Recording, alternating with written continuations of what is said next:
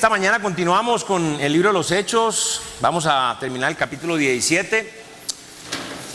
Y hoy vamos a ver un tema muy interesante, ¿no es cierto? Vamos a ver un tema: ¿qué hacemos cuando no vemos los resultados que queremos o esperamos en la misión de hacer discípulos?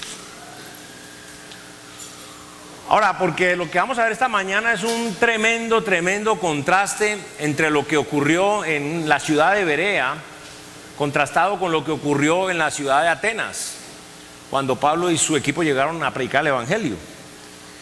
Porque en Berea hubo mucho, pero mucho fruto, contrastado con lo que pasó en Atenas, que no hubo tanto fruto, muy poco fruto. Ahora, ¿por qué será? ¿Por qué será? ¿Será porque Dios amaba más a los de Berea? No lo creo, porque Dios ama a todos igual. ¿Será porque Pablo y su equipo estaban más animaditos en Berea? No, tenían siempre el mismo fuego, el mismo amor y deseo de hacer las cosas. Vamos a ver esta mañana por qué ocurrió esto. Y esto es muy importante porque pudiera pasar algo, ¿no? Y es como respuesta a esta pregunta. Si nosotros como iglesia debemos cambiar lo que estamos haciendo si no vemos nosotros los resultados que queremos o esperamos. Porque muchas iglesias dicen: no estamos teniendo los resultados que estamos, entonces vamos a cambiar de estrategia, vamos a hacer esto, vamos a hacer aquello, o vamos a empezar a enfatizar esto y vamos a descuidar lo que estamos haciendo. Entonces vamos a ver si eso es lo correcto, si es lo que el Señor espera que una iglesia haga, y vamos a ver que no es. Esta mañana vamos a ver los resultados y la misión, lo que resta del capítulo de Hechos 17. Pero vamos a comenzar orando. Señor Padre amado, Dios altísimo, Padre celestial, esta mañana venimos aquí todos conscientes de que no somos como tú nunca, Señor. Tú eres santo, santo, santo. Nosotros, si somos algo, es por lo que has hecho en nosotros, oh Dios, porque sin esa obra maravillosa en nosotros no queda sino inmundicia, maldad, rebelión, desobediencia, ira.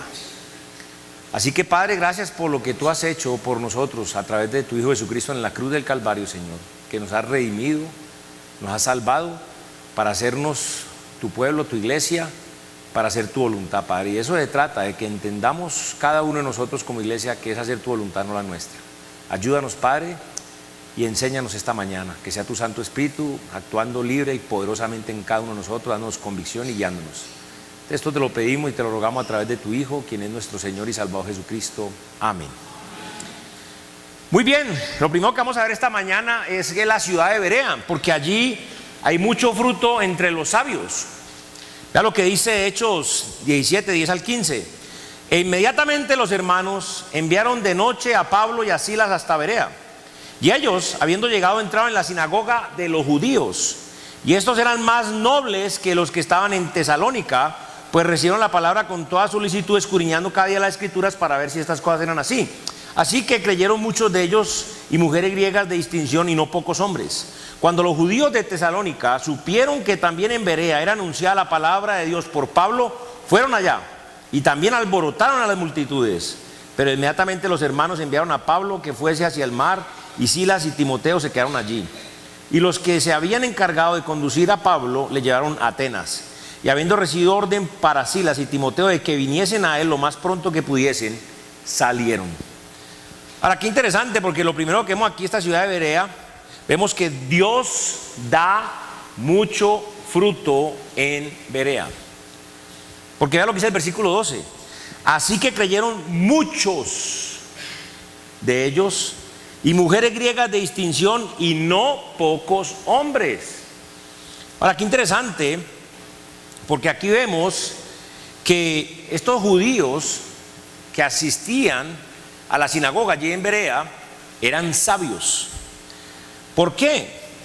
Porque ellos eran estudiosos e investigadores de la Escritura. Solo por eso. No era porque fueran todos profesionales con títulos universitarios, académicos. No. Eran sabios porque investigaban y estudiaban las Escrituras. Así vemos que de las mujeres de distinción y de los hombres que eran gentiles, piadosos, que asistían a la sinagoga, también creyeron, y no pocos, también muchos. Y vemos que Dios da mucho fruto en Berea. Y la pregunta es, ¿por qué? ¿Por qué? Ahora, no tenemos que inventarlo, porque el versículo 11 nos lo dice. Los de Berea hicieron dos cosas claves. ¿Qué hicieron? Y estos eran más nobles que los que estaban en Tesalónica, pues recibieron la palabra con toda solicitud, escudriñando cada día las Escrituras para ver si estas cosas eran así. O sea, ¿qué fue lo primero que hicieron los de Berea? Ellos recibieron la palabra con toda solicitud. ¿Qué quiere decir esto, mis amados hermanos?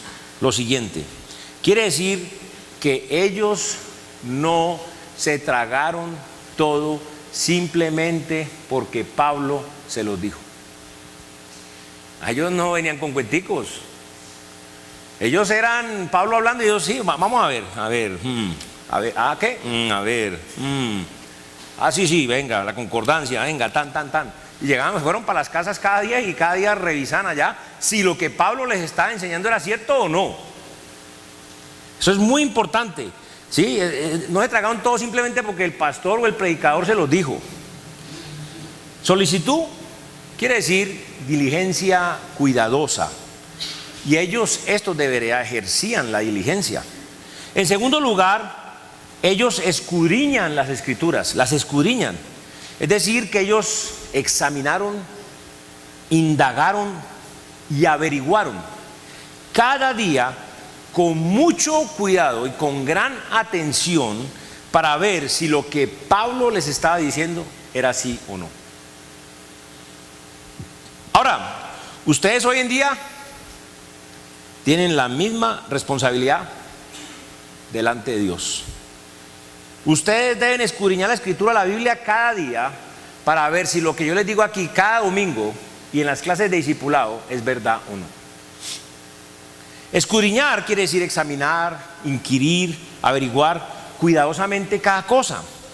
Entonces, vemos porque estos de Berea recibieron la palabra de Dios con toda solicitud, porque ellos escudriñaron la Escritura.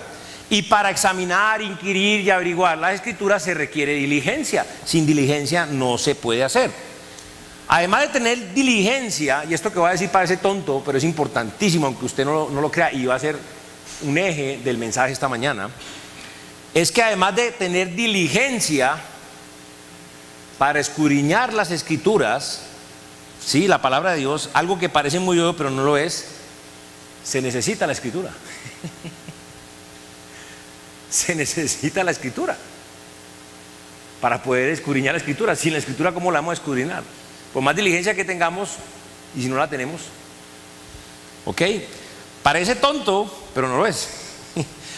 Una de las razones principales por las cuales hoy en día no vemos el fruto que se vio allá en Berea es porque casi nadie escudriña las Escrituras. Y casi nadie escudriña las Escrituras por dos razones principales. La primera, sí, en muchos casos se trata de pereza, es decir, no se tiene la diligencia cuidadosa o la solicitud que se necesita para hacerlo. Pero otra razón puede ser muy sencilla, y es que muchos no tienen la Escritura. Y aquí es necesario que nos hagamos entonces una pregunta: ¿qué quiere decir las Escrituras? ¿O qué es la Escritura? ¿O qué las Escrituras? ¿Qué es? La respuesta es que la Escritura es la palabra que Dios inspiró. Vea lo que dice 2 de Timoteo 3, 15 al 17. Dice Pablo a Timoteo, inspirado por el Espíritu Santo de Dios, por supuesto, y que desde la niñez has sabido las sagradas Escrituras, las cuales te pueden hacer sabio para la salvación por la fe que es en Cristo Jesús. Ya está definiendo la Escritura. Ahora dice, toda la Escritura es inspirada por Dios, útil para enseñar, para redarguir, para corregir, para instruir en justicia, a fin de que el hombre de Dios sea perfecto, enteramente preparado ¿para qué? Para toda buena obra. ¿Ok? Entonces la Escritura es la palabra de Dios, la palabra que Dios inspira. ¿Ok? Otra pregunta importante. Entonces, ¿en dónde podemos encontrar la Escritura inspirada por Dios hoy en día? Si usted le preguntara, cogiera 100 pastores, y de esos 100 pastores usted le hace esa pregunta: ¿dónde podemos encontrar la escritura inspirada por Dios hoy en día? El 90% de los pastores le responderían: en los originales. Pero el único problema es que ya no existen.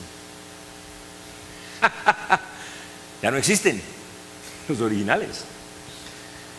Por eso hoy vamos a ver lo que la Biblia dice acerca de la escritura, para que podamos conocerla cuando la veamos, ¿ok? Entonces vamos a ver la escritura que se puede escudriñar, ¿ok? La escritura es la escritura de Dios. Vamos a definir la escritura de la escritura de Dios. ¿Por qué? Vea lo que dice Éxodo. Vamos a estar haciendo algo bien interesante mirando en la Biblia. Éxodo 32, 15 al 16. Y dice: y volvió Moisés y descendió del monte, trayendo en su mano 2 tablas del testimonio, las tablas escritas por ambos lados, de uno y otro lado escritas, estaban escritas. Oiga, vea lo que dice aquí. Y las tablas eran ¿qué? Obra de Dios. La escritura era escritura ¿de quién? Grabada sobre las tablas. Aquí vemos que la escritura es la escritura de Dios. Es decir, la escritura es lo que Dios mismo escribió. Pero sigamos, porque viendo este pasaje enseguida en Éxodo 31, 18, en el contexto de los 10 mandamientos, vea lo que dice: y dio a Moisés, cuando acabó de hablar con él en el monte de Sinaí, 2 tablas del testimonio, tablas de piedra escritas ¿con qué? Con el dedo de Dios. Aquí vemos que Dios escribió el original de los 10 mandamientos con su dedo, Dios. Pero sigamos. Éxodo 32, 19, a ver qué pasó. Y aconteció que cuando él llegó al campamento y vio el becerro y las danzas, todo el pueblo se ha entregado a la idolatría, ardió la ira de Moisés. ¿Y qué hizo? Arrojó las tablas de sus manos y las quebró al pie del monte. Qué interesante esto, ¿ah? Vemos que Dios permitió que el original se destruyera. ¿Por qué permitiría Dios esto? Ahora continuemos. Éxodo 34, 1.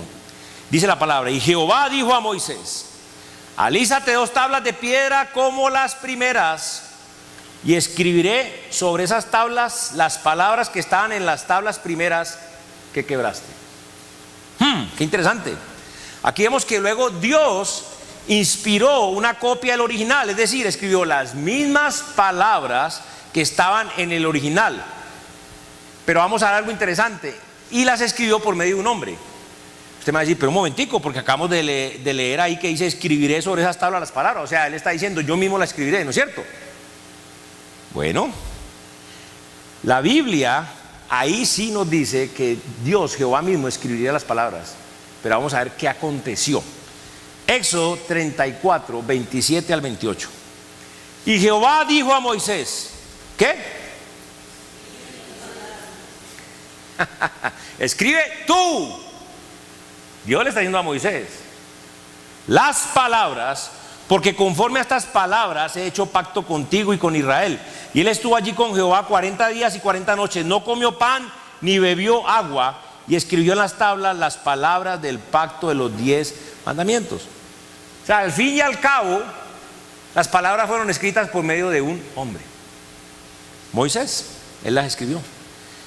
Entonces, así es la inspiración de la escritura en la Biblia. ¿Cómo es la inspiración? Primero, Dios deja que el original se destruya, y seguidamente Dios inspira por medio de los hombres las copias del original. Así es la inspiración, así está en la... Ahora, usted me dice: pero es que usted es muy vivo, porque usted me está mostrando nada más un pasaje allá con Moisés. Bueno, vamos a ver que este patrón se repite también con Jeremías. El mismo patrón se repite con Jeremías. Jeremías 36, 1 al 4. Aconteció en el 4.º año de Joacim, hijo de Josías, rey de Judá, que vino esta palabra de Jehová a Jeremías diciendo: toma un rollo de libro y escribe en él todas las palabras que te he hablado contra Israel y contra Judá y contra todas las naciones desde el día que comencé a hablarte, desde los días de Josías hasta hoy. Quizá oiga la casa de Judá todo el mal que yo pienso hacerles y se arrepienta cada uno de su mal camino, y yo perdonaré su maldad, a la misericordia del Señor, y su pecado.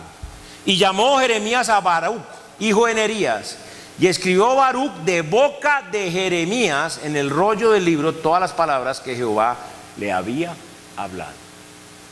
Aquí vemos que Dios le dio a Jeremías todas las palabras, ojo, no solo el mensaje general, sino las palabras individuales para poner allí. Y Jeremías se las dijo a Baruc, quien las escribió en papel con tinta.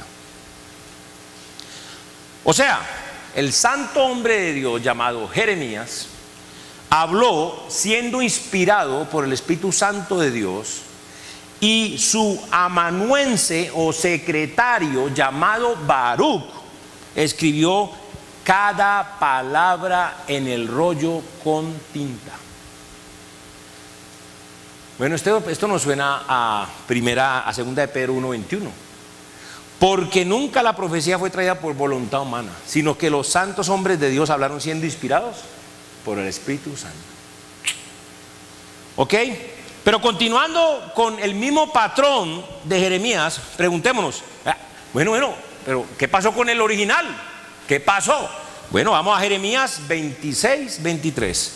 Cuando Jehudí había leído 3 o 4 planas, lo rasgó el rey con un cortaplumas de escriba y lo echó en el fuego que había en el brasero, hasta que todo el rollo se consumió sobre el fuego en el brasero que había.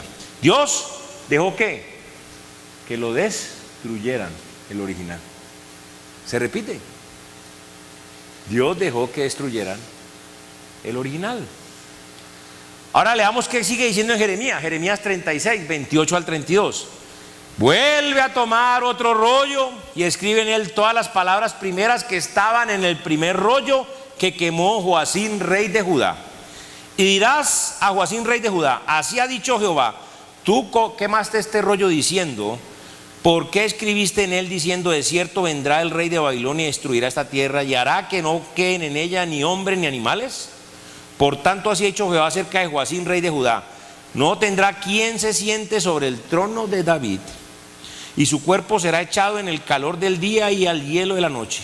Y castigaré su maldad en él y su descendencia y en sus siervos, y traeré sobre ellos y sobre los moradores de Jerusalén y sobre los varones de Judá todo el mal que les he anunciado y no escucharon. Y tomó Jeremías otro rollo y lo dio a Baruc, hijo de Nerías, escriba, y escribió en él de boca de Jeremías todas las palabras del libro que quemó en el fuego Joacim, rey de Judá, y aún fueron añadidas sobre ellas muchas otras palabras semejantes.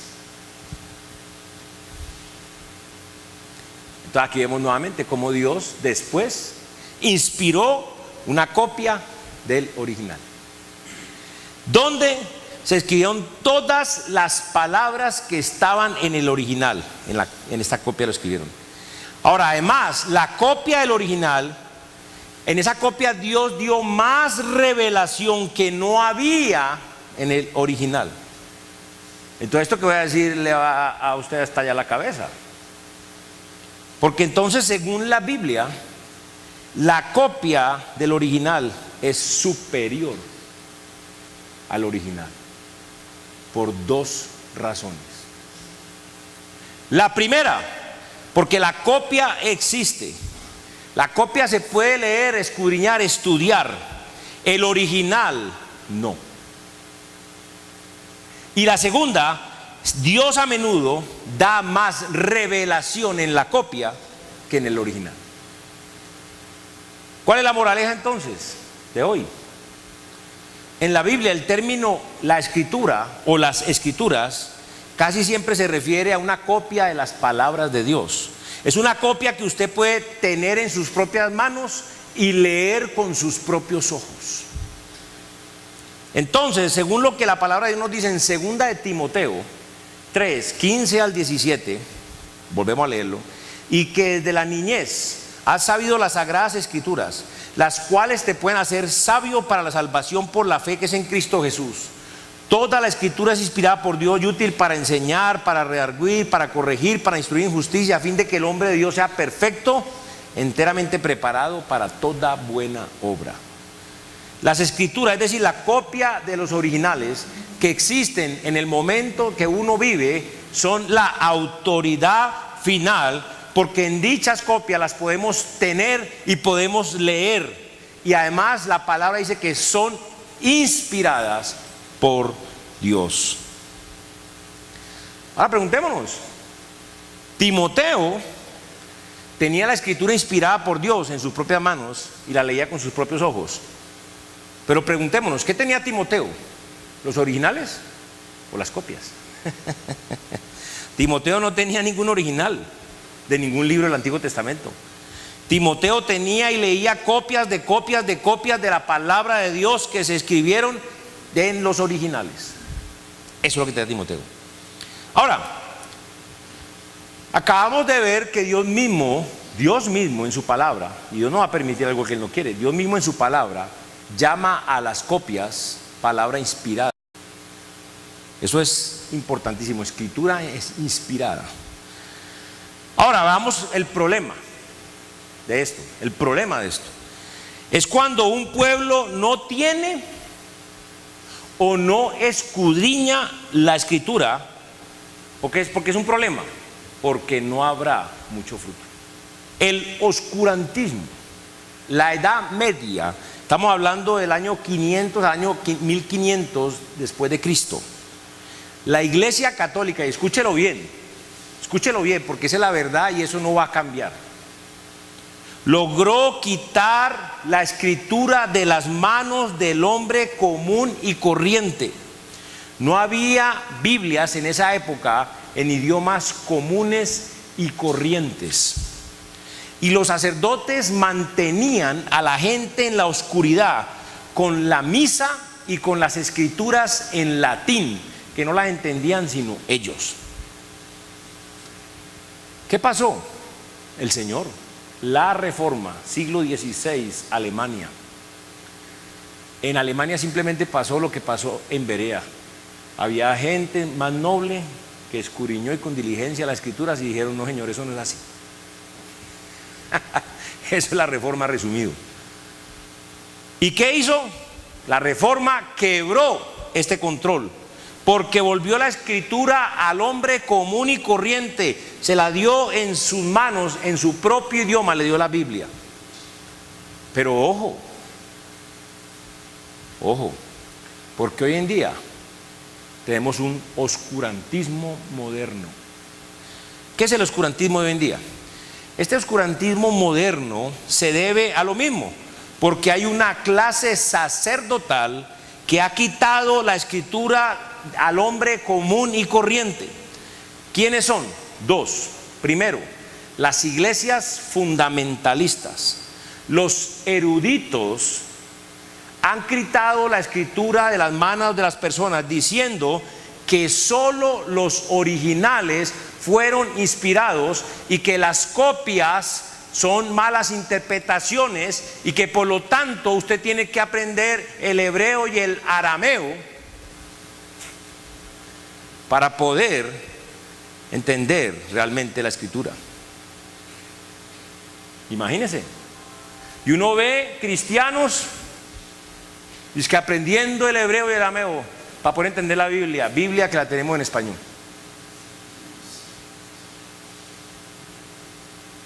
¿Sabe qué pasa con esas personas? Terminan dudando de la Biblia. O mejor dicho, ya están dudando de la Biblia. Ya están dudando de la Reina Valera 1960, ya están dudando de ella, punto. Y el otro, en segundo lugar, tenemos las iglesias pentecostales. Las iglesias pentecostales, los falsos profetas han quitado la escritura de las manos de las personas, diciendo que la experiencia de uno vale más que las palabras inspiradas por Dios. Entonces, Por tal razón nadie escudriña las escrituras, porque vale más una experiencia mística de las lenguas, las sanaciones, los milagros, alabanza, adoración, que un estudio diligente y metódico de la escritura. Entonces, debido a que casi nadie cree, oiga lo que estoy diciendo, casi nadie cree que tiene la escritura inspirada, entonces casi nadie escudriña la escritura. Por eso, hoy en día, en lugar de ver mucho fruto, como se ve en Berea, más bien se ve una situación muy parecida a la que se vio en Atenas. Entonces vamos a la segunda parte, la ciudad de Atenas. Poco fruto entre los intelectuales. Si usted se da cuenta, estoy usando dos palabras muy diferentes. Berea, mucho fruto entre los ¿qué? Sabios. ¿Quién eran los sabios? Los que escudriñaban, los que estudiaban, los que investigaban la escritura. Los inteligentes, vamos a ver quiénes son. Inteligentes, intelectuales, perdón, porque no inteligentes sino intelectuales, porque los intelectuales no son inteligentes. ¿Sabe por qué? Porque son intelectuales pero no se apartan del mal. La inteligencia en la Biblia quiere decir apartarse del mal, pero no se apartan. Muy bien, la ciudad de Atenas, poco fruto entre los intelectuales, va desde el 16 al 34. A ver, ¿quién? Atenas. Ya hemos dicho que era el centro universitario de aquel entonces. Una ciudad de gente sin las escrituras, pero con mucha preparación académica, mucha sabiduría, pero sin Dios. Bueno, podemos decir Medellín en lugar de Atenas. Sí, es igualito. Aquí hay mucha sabiduría, pero sin Dios, para que sepa. Ahora, ¿cuáles resultados vamos a ver aquí en un pueblo sabio, intelectual, pero soberbio? Vamos a ver qué pasó. Bueno, primero que todo hay que entender que Pablo sigue con la misma misión. Ojo, no se cambia. No se cambia. Vea lo que dice el versículo 16 al 18. Mientras Pablo los esperaba, que mandó a llamarlos, en Atenas, su espíritu se enardecía viendo la ciudad entregada a la idolatría. Por eso le digo que cualquier diferencia con Medellín es exactamente lo mismo. Me doy cuenta que estamos hablando de Medellín. Así que discutía en la sinagoga con judíos y piadosos, y en las plazas cada día con los que concurrían. Y algunos filósofos de los epicúreos y de los estoicos disputaban con él. Y unos decían: ¿qué querrá decir este palabrero?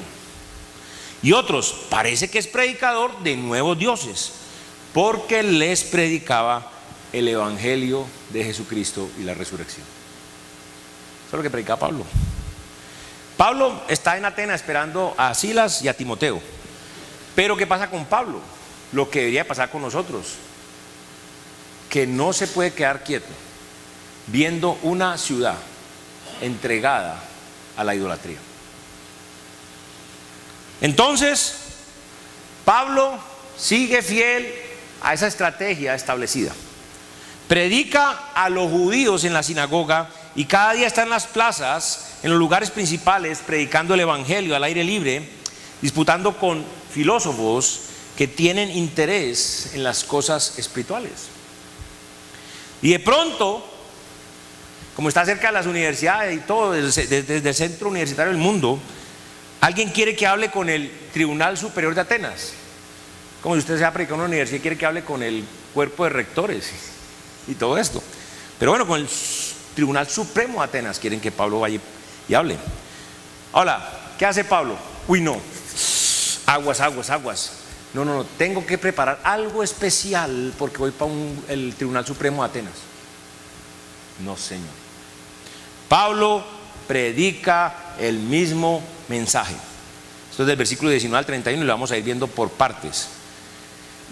Ahora, recordemos algo bien interesante que dice la Biblia, que Pablo se hacía judío a los judíos, y vamos a ver que aquí se hace gentil a los gentiles para ganar a los gentiles. Primera de Corintios 9, 20 al 23 nos lo dice para que repasemos. Me he hecho a los judíos como judío para ganar a los judíos, a los que están sujetos a la ley, aunque yo no estoy sujeto a la ley, como sujeto a la ley, para ganar a los que están sujetos a la ley, a los que están sin ley, como si yo estuviera sin ley, no estando yo sin la ley de Dios, sino bajo la ley de Cristo, para ganar a los que están sin ley. Me he hecho débil a los débiles para ganar a los débiles, a todos me he hecho de todo, para que de todos modos salve a algunos. Y esto lo hago por causa del evangelio, para hacerme copartícipe de él. Esto no quiere decir que Pablo entonces, de acuerdo al que le iba a predicar, se cambiaba de ropa o de peinado. Entonces, si Pablo le iba a predicar a los ejecutivos de Medellín, no se ponía bien elegante, con cachaco y toda la cosa, no. O si iba para donde los punqueros, entonces paraba el pelo y se iba, entonces, ¿qué muchachos vieron qué? No. Él no los juzgaba, pero llegaba y les predicaba. Eso sí, lo que sí hacía es que Pablo cambiaba la introducción del mensaje del evangelio. Eso sí lo hacía. De acuerdo con el que estuviera, cambiar la introducción, pero no el mensaje. Ahora, con los judíos ya sabemos muy bien que Pablo usaba las escrituras. ¿Por qué? Porque ellos respetaban las escrituras. Con los gentiles no, porque los gentiles no respetan las escrituras. Es increíble, pero no las respetan. Entonces Pablo empieza con la creación, luego apela a la conciencia de ellos usando la ley moral que está escrita en sus corazones, porque tenemos que ser obedientes. Dios dice que la ley está escrita en los corazones, y si Dios dice, ese es el método para evangelizar. Si no lo hacemos, somos rebeldes al Señor. Ahora, en Hechos 17, 19 al 23 dice: y tomándole le trajeron al Areópago, diciendo: ¿podremos saber qué es esta nueva enseñanza de que hablas? Pues traes a nuestros oídos cosas extrañas. Queremos pues saber qué quiere decir esto, porque todos los atenienses y los extranjeros residentes allí en ninguna otra cosa se interesaban sino en decir o en oír algo nuevo. ¿No es lo mismo hoy en día aquí en Medellín? Entonces Pablo, puesto en pie en medio del Areópago, dijo: varones atenienses, en todo observo que sois muy religiosos. ¿No es lo mismo en Medellín? Porque pasando y mirando vuestros santuarios, que hay muchos aquí, ¿sí o no?, hallé también un altar en el cual estaba esta inscripción: al Dios no conocido. Por si las moscas, al que vosotros adoráis, pues sin conocerle. Eso hace la gente. Lo adoran sin conocerlo. Es a quien yo os anuncio. Aquí Pablo entra y rompe el hielo usando algo conocido para presentarles el tema de su mensaje, que es Dios. Luego siguen Hechos 17, 24 al 28.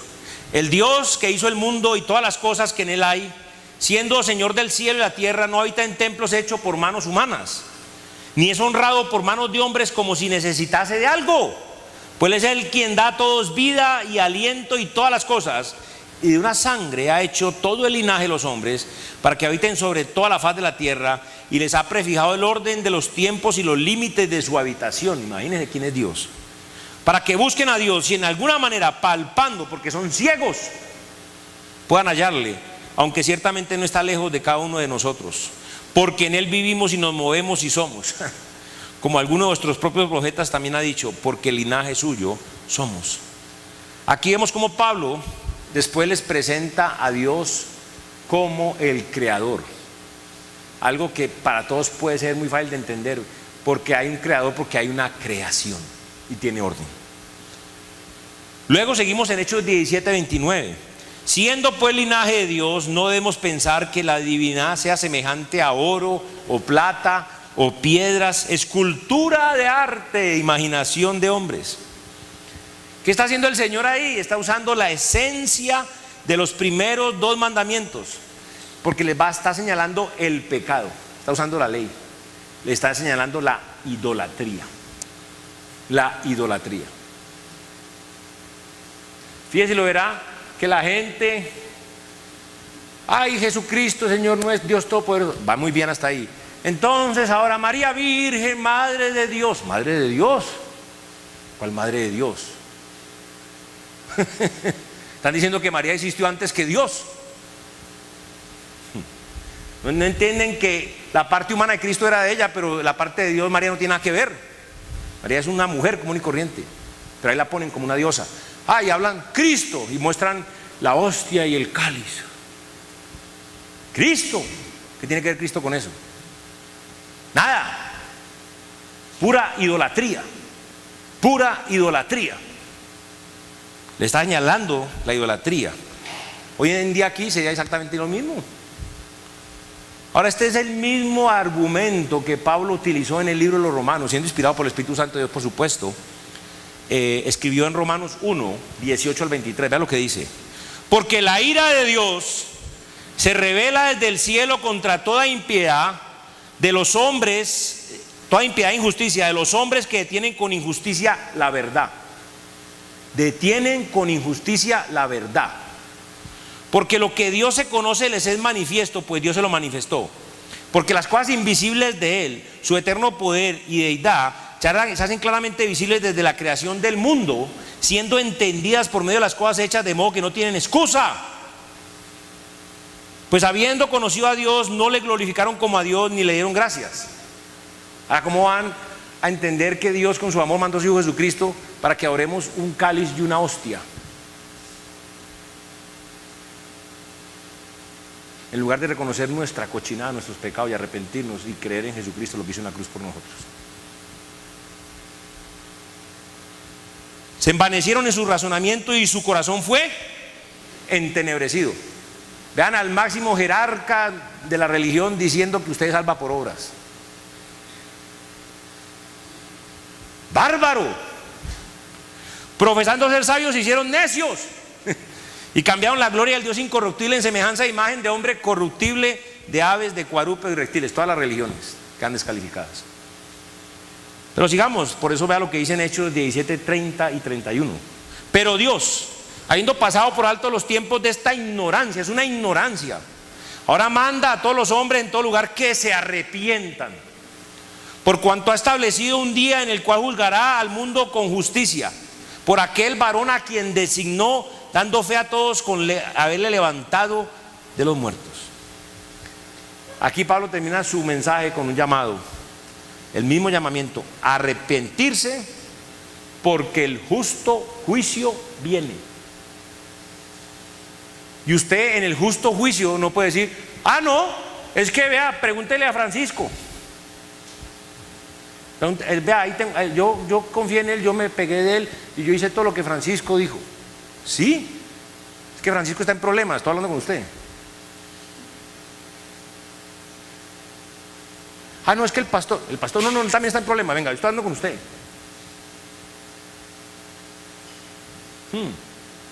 Cada quien dará cuenta. Ahí no. Y ahí lo que se va a ver si usted o yo tenemos dentro de nosotros la única esperanza de gloria para el ser humano, y es Jesucristo. Si nos arrepentimos y confiamos en Él y fuimos lavados con su sangre y sellados con el Espíritu Santo, no más. Pero es tremendo. Arrepiéntase, el justo juicio viene. Hermano, es la misma misión, el mismo mensaje, el mismo método: ir y hacer discípulos predicando el evangelio completo. ¿Cuál es el evangelio completo? La ley y la gracia. La ley y la gracia. La ley y la gracia. A toda criatura, llamando a los pecadores al arrepentimiento para con Dios y a la fe en nuestro Señor Jesucristo. Ahora, esto, y es increíble que no lo entendamos, pero lo vengo diciendo hace años. Esto lo he dicho que debemos predicarlo ¿en dónde? En nuestras casas. ¿Lo he dicho o no? Debemos predicarlo en nuestro vecindario. ¿Lo he dicho o no? Debemos predicarlo en nuestros trabajos. ¿Lo he dicho o no? Debemos predicarlo en nuestros sitios de estudio donde estamos. ¿Lo he dicho o no? Y en nuestra ciudad. ¿Lo he dicho o no? Entonces que no haya malinterpretaciones.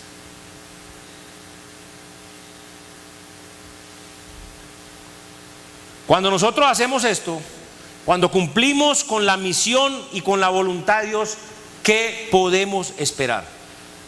¿Mucho fruto? Tal vez sí, tal vez no. ¿Y qué? Eso es culpa de nosotros. Culpa de nosotros si no predicamos. Vamos a estar en problemas como iglesia y cada uno de nosotros por no haber testificado.